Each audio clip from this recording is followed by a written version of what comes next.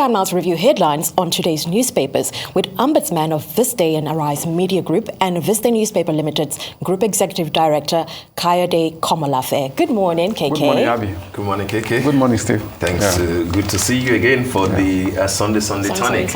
Thank you. With Miss Oji. Yes. And we do, commiserate with her, for the Our loss. deepest condolences. Absolutely. We start, as always, with This Day newspaper, This Day on Sunday. The lead story here says APC, Buhari directed Osinbajo, Mustapha's names to be excluded from campaign council. Dogara, Lawa, Lai Mohammed's names also missing. That's about the PCC list that came out yesterday, and with all the attendant issues of which names are supposed to be there, which ones are not supposed to be there, a PDP name being there, Namani's name, etc. Other stories, massive crowd march for Peter Obi in Abuja. New couple still show at rally, and that's also the one of the cover pictures on the front of This Day today. On the street below, terrorists invade mosque, kill 15 worshippers, injure others in Zamfara. That's a story on page 10. And then on top of the masthead, for the opt-in time, Buhari reiterates commitment to free, fair polls in 2023. Buhari is still in New York, apparently, and had a town hall meeting with Nigerians in the diaspora, where again he said that he's committed to free and fair polls. Last but not the least, KK, the story on the window, NNPC's subsidy deduction climbs to 2.6 trillion in just 8 months. National Oil Company denies operating secret account. Wabote, Nigerian content attracted $60 billion FDIs in 12 years, retains $7 billion yearly. Those are the stories on the cover of today's This Day newspaper, KK. Yep. The political stories on the front page of This Day, there are a lot of positive things, about them. Beginning with President Buhari, reiterating the assurance, that he would ensure, free and fair polls in 2023. Already, he has made the pledge before Nigeria, and now they're going before the world now. Exactly. At the United Nations, I think something, very positive. It's also positive, that you have the kind of crowd that you have in Abuja yesterday, in the sense that just shows that, the call before now has always been that, there should be more popular participation in politics, and more people should be interested, especially, the young people that, where their interest, they should put enough to pursue. So on that note, in terms of democratic participation, I think, is a big plus, But at the same time, we must also distinguish that there's a difference between a rally and a party. This election is a party-based election. On the day of election, no candidate's name or photograph will be on the ballot paper. It's the names of parties that will be there. That's such an important thing to note. It's a party-based election. And also to also stress this point, that open rallies, by INEC, timetable. Yes. Is yet to begin. That is legally speaking. But the organizers of this rally are smart enough, they're clever enough to say that it's not organized by the Labour Party, even though we saw the banners of Labour Party there, that is supporters of that is a march. Okay, it's all well. That is, no particular. Stage the kind of thing that they say and own up to it. So it's quite good. But like I said, by and large, what is important there, the message, in terms of deepening the democratic content, of the polity is that more and more people are interested. And just to say that by the time campaigns, begin next week, then maybe we're going to see more, of rallies, and activities. So the popularity of the candidate must translate to support for the parties, because it's the parties that will be on the ballot. That is what is very important. Yeah. But all this, that the race to 2023, promises to be a very exciting one. That's right. Then. On a more, on a worrisome note now, that the killing in mosque in Zamfara, and that just shows that despite, first of all, we must acknowledge that in recent times, the security agency, the armed forces, they've been doing a lot in combating, tackling insecurity. But if, despite that, you still have the kind of report that we're having on the front pages of most of the newspapers today in terms of activities of terrorists, about it, it all shows that more still needs to be done, Yes. That's why we acknowledge, why we salute the security agencies and the armed forces for the effort they are putting, especially in recent times, that their job is still well, cut out for them, that more still needs to be done to keep the country safe, especially now that you have the apprehension, in many informed quarters, that given the degree, of insecurity, given the magnitude of insecurity in some places, in the country, that you could as well regard as ungoverned spaces, that the feasibility of elections in those places, could be very doubtful. So that shows that the security agency, they still have a lot of work to do. Yeah. All right. Maybe. Should we go to the this day style? A quick look at the style. Yeah. All right. This day style, we have on the cover Tony Ekol, who is the governorship candidate for the APC in Rivers State.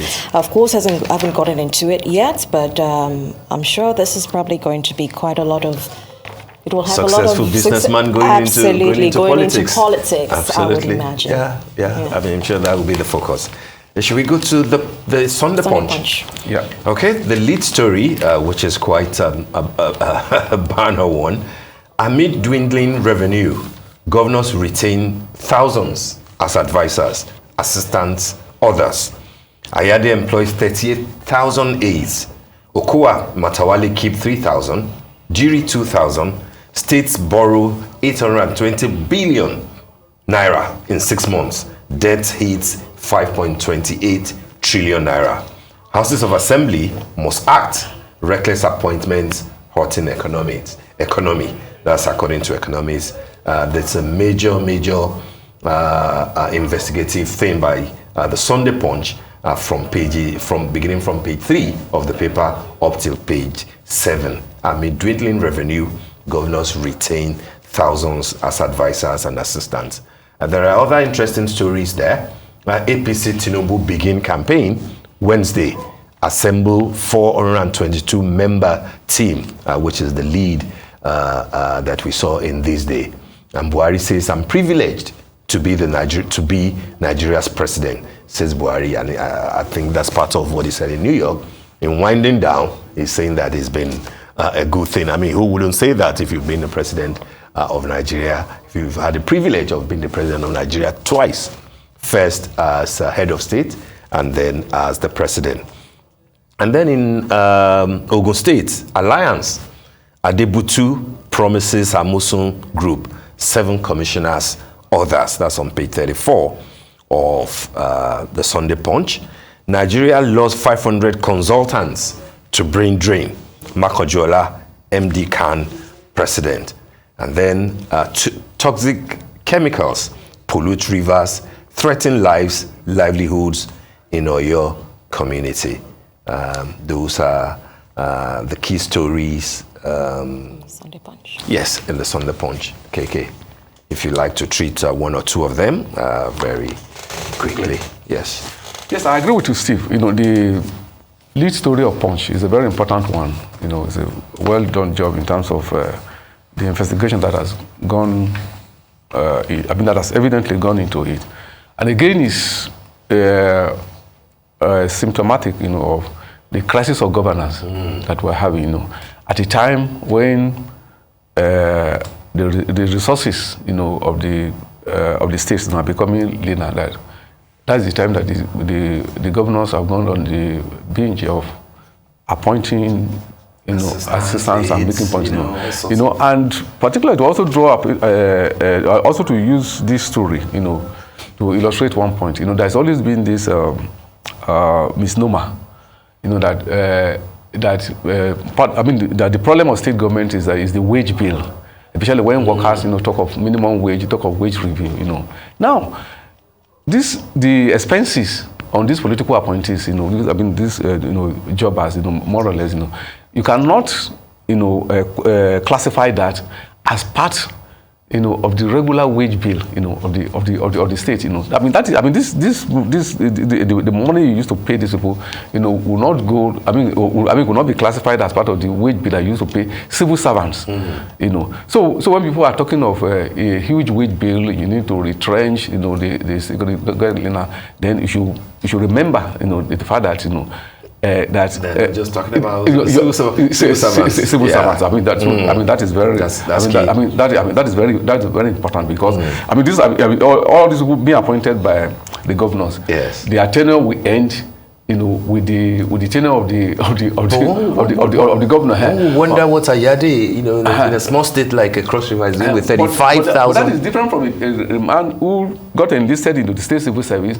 Is making a career, exactly, and perhaps he would, maybe has worked for rise to be a permanent secretary and then retired, or even as retired, as retired, and is entitled to pension. The state government says it does not have money to pay, for pension because of the huge wage bill. Forgetting that, a chunk of what they pay actually goes, to their political associates. That's right. So it's expected. One will expect that the trade unions, should take up, this issue, in trying to tackle the issues with the governors. Now, the other story which will also interest us, this of the emigration, of experts, Now, you're not saying that about 500 consultants, not just medical doctors, that is, we're talking of senior medical doctors, have emigrated within a short period. Now, you are talking of that in a country where the doctor to patient ratio, is still low. Well, we have not met the WHO standards. In many communities, especially in the rural area today, if you go to what they call hospitals, it's not likely that the patient is going to have the services of a consultant. Even a medical doctor is not even a consultant, much less a consultant. Now, to imagine that a country like that, will afford the hemorrhage, of skilled manpower into another country. Then the other point to also make about this is to relate it to the ASU strike. Because when people insult the university lecturers, then degrade them and say, oh, they are useless. What is the quality of education they are giving? Now, these consultants, that are going to serve in other places, they are trained within the Nigerian university system. That is number one.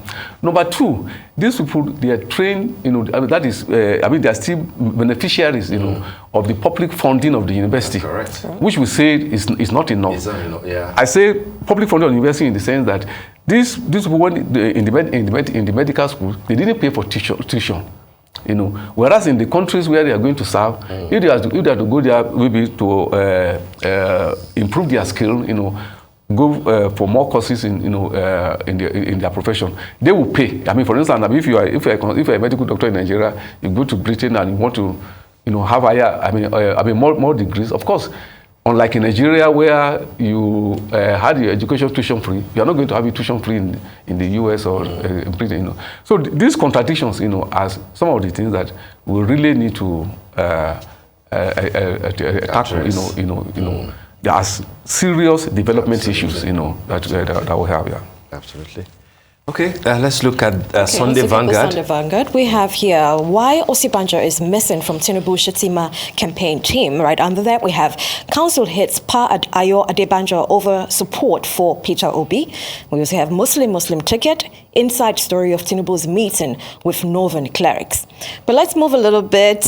We've got Soludo rushes to Abuja for help. Says 40% of Anambra landmass under threat.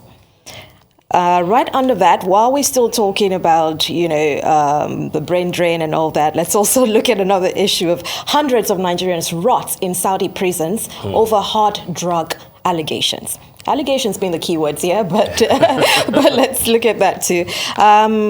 Beneath that, we have amid Wike chaos, PDP starts Atiku campaign.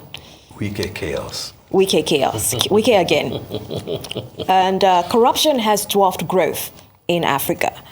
This is on the Sunday cover. Right at the top, we have tensions in Lagos, Kano, Delta, Edo, Niger, others as states shun warnings. Yeah.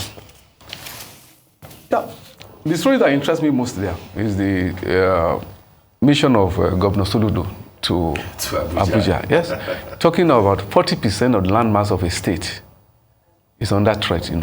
Now 40%. That is a real matter of emergency. If you ask me, a national emergency. Being an ecological issue. See, when people talk of geopolitical issues, we just limit it to that it is the turn of a particular region, to produce president or to produce a vice president or whatever. Yes, quite legitimate. But beyond that is that you also have other issues. There are some other issues, in the socio-economic realm, that are also very important. But amazingly, the elite, as well as the political elite, they don't put it in the front now. The question of the ecological danger, the ecological disaster in the southeast region, should have been a battle cry, of the people and leaders in that zone. Because after all these things, whatever political gains you have in this dispensation that you have or you don't have, at the end of the day, it depends, on the stability. The stability of the habitat. Yeah. First of all, you must have land, on which you are, So whatever economic blueprint you have, whatever program you have, that you want to execute, first and foremost, you must have land. You must have a place that is called your own. And now the governor of the state is saying that 40% of that particular land is in danger. I think it's a matter of national emergency. The erosion problem in the southeast is not a new one. But what I'm just trying to say is that that not enough emphasis is being put into it, both at the level of the state as well as nationally, because it's a national issue. Anambra is part of the Nigerian territory. Which the protection of the land is both the responsibility of the Nigerian nation as well in specific terms, in specific terms, the people of and government of Anambra State, Yeah. So I think we should all express solidarity to Governor Soludo in his mission to Abuja. Absolutely. And hoping that going to Abuja will be able to come back with some solutions, in tackling the dangerous ecological problems that Anambra State faces at present. Yeah. All right, there are two interesting stories. We've touched on it in a few of the papers, but if you look at the cover of The Guardian and the cover of Sunday Independent, Sunday Guardian, Sunday Independent, it's both, are focusing on Pa Adebanjo. And the one of The Guardian is even more telling. Afenifere, we had that discussion with Dele Farotimi, Haneze, the collaboration between Haneze and the Afenifere group. Afenifere split Yoruba leaders. That's on the page 2 of The Guardian. Adebanjo, that's in search of justice, Yoruba Ronu. Many Afenifere members deny birth of the new platform, Tinubu's PCC list, Unite Southwest APC. Whereas what Sunday Independent says that Adebanjo's adoption of Obi, not Afenifere's position, according to Tinubu's camp. How will you look at this in 1 minute, KK? Afenifere, is that a new thing that we'll have to deal with till the elections in February and March next year? No, there's nothing new about it. Interestingly, it's just hype.